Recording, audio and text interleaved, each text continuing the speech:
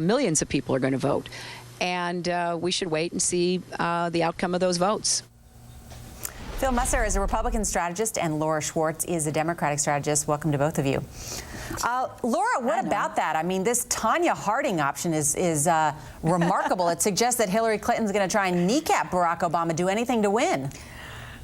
I know. Those Secret Service are going to be looking for those pipes at every event from now on. You know, Norah, it's interesting to have that analogy come up because, you know, the Democrats, okay, we have got to stop talking like that. Let's get back to the issues. You know, what doesn't break you makes you stronger. Now, Barack Obama came out stronger after he had to confront the race issue last week. Hillary Clinton came out stronger after Ohio and Texas. The party, as well as getting stronger, 4 million Democrats registered to vote in Pennsylvania. Like 86,000 of those used to be Republicans. So, yes, it can make us stronger. It's a good exercise to vet these candidates as much as possible.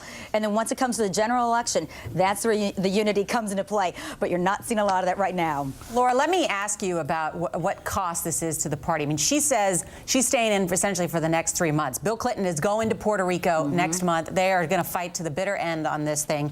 Maureen Dowd, of course, had a very interesting column in the New York Times today, and she said this, quote, as Barack Obama was floating in the pool with his daughters in the last few days in St. Thomas, some Clinton disciples were floating the idea of St. Hillary as his vice president. Any chance that that's true, that she would want to do that at the same time trying to make the case that Barack Obama is unacceptable as the party's nominee? Just like Barack Obama didn't want his name floated as her vice president, she certainly doesn't want her name floated as his vice president. They have to be focused on the main prize. But, you know, there's a lot to be said about this dream ticket. I don't think it will happen.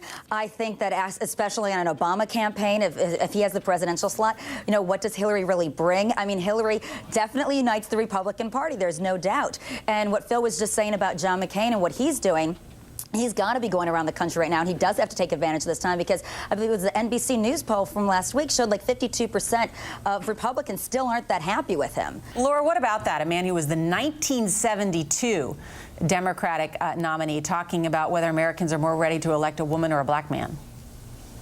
Exactly, and Phil hit it right on the head. He's from the past, and his thinking certainly hasn't caught up to the present.